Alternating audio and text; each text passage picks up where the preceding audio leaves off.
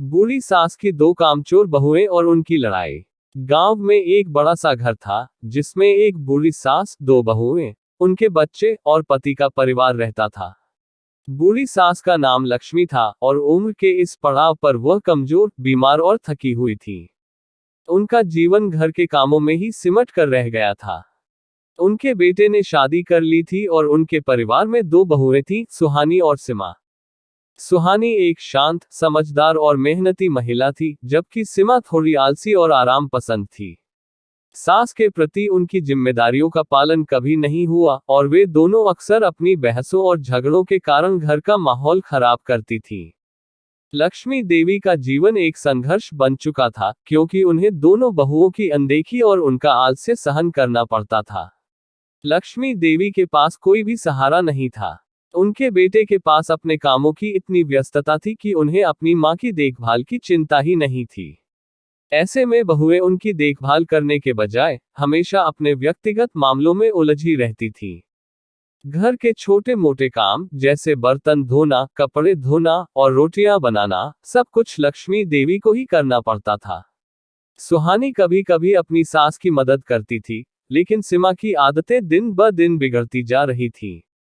सीमा का सारा समय मोबाइल और टीवी देखने में बीतता था, और जब लक्ष्मी देवी किसी काम को करने के लिए कहती, तो वह बहाने बनाने लगती।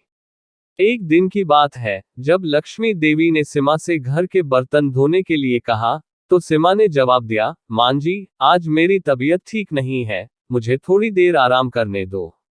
यह सुनकर लक्ष्मी देवी चुप रही, लेकिन मन ही मन दुखी हो गई। उन्होंने सोचा कि क्या उनका जीवन अब इसी तरह बिता जाएगा। एक दिन लक्ष्मी देवी की तबीयत ज्यादा खराब हो गई।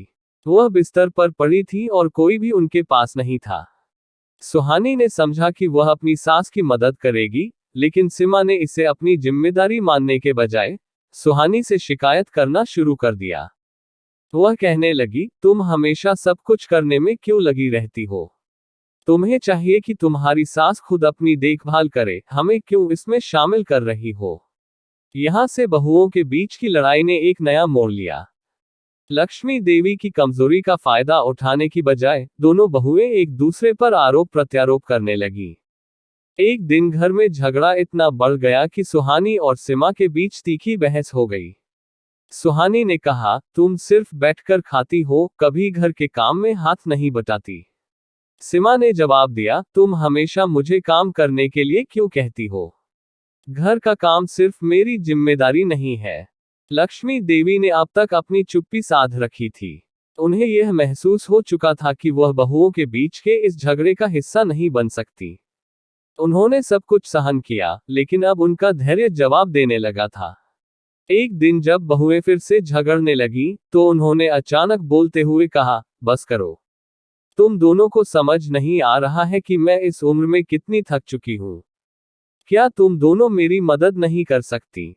यह सुनकर दोनों बहुएं चुप हो गईं। उन्हें एहसास हुआ कि उनकी मां की हालत कितनी खराब हो चुकी है, लेकिन फिर भी उनकी अहमियत नहीं समझी।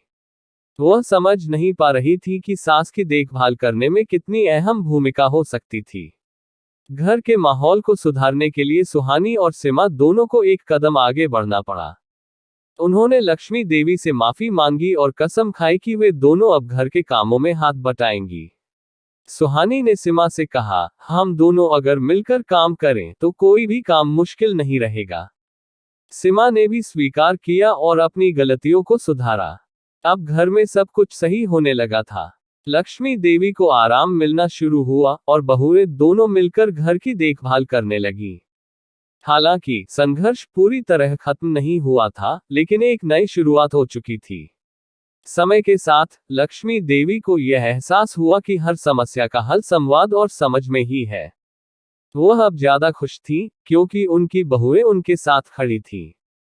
घर में अब शांति थी और परिवार का पुनर्निर्माण हो चुका था। यह कहानी न केवल सास और बहुओं के रिश्ते की जटिलताओं को दिखाती है, बल्कि यह भी दर्शाती है कि परिवार के बीच समझ और सहयोग की आवश्यकता कितनी महत्वपूर्ण होती है।